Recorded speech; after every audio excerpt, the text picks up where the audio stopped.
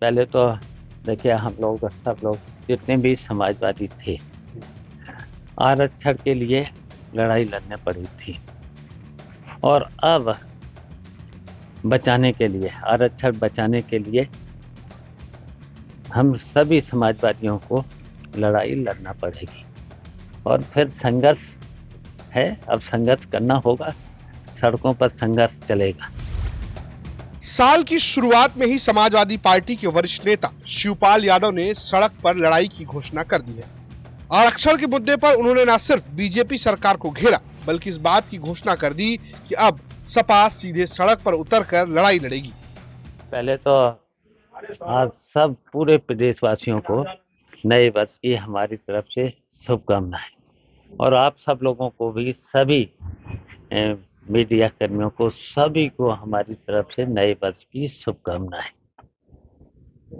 नववर्ष पे किस तरह का संघर्ष देखने को मिलेगा, जिस तरह से सरकार निर्णय ले रही है आरक्षण की भी अगर बात की? देखिए पहले तो हम लोग सब लोग जितने भी समाजवादी थे, आरक्षण के लिए लड़ाई लड़ने पड़ी थी और अब आरक्षण बचाने के लिए हम सभी समाजवादियों को लड़ाई लड़ना पड़ेगी और फिर संघर्ष है। अब संघर्ष करना होगा, सड़कों पर संघर्ष चलेगा। सरकार ने सुप्रीम कोर्ट में चली गई, अब निकाय चुनाव को लेकर के 6 महीने फिर टालने की है, तो क्या मंशा लग रही है सरकार की? देखिए सरकार के पास बहुत समय था, लेकिन सरकार ऐसे ही डाले रही। आयोग जो अब बन रहा है, तो ये तो 2 साल 2.5 साल पहले जब सुप्रीम कोर्ट का आदेश था तो तुरंत बनाना चाहिए था और बना करके समय पर आरक्षण लागू करके चुनाव कराना चाहिए था। लेकिन सरकार पिछड़े वर्ग के आरक्षण को खत्म करना चाह रही है, फिर उसके बाद दलित लोगों का भी आरक्षण खत्म करना चाह रही थी। ये सरकार का मंसूबा था। तो अब देखिए संघर्ष चलेगा। हम सब लोग समाजवादी के जितने लोग हैं, अब संघर्ष चलेगा, सड़कों पर संघर्ष चलेगा। वहीं इस बात का भी दावा किया कि आने वाले निकाय चुनाव में सपा शानदार प्रदर्शन करने वाली है।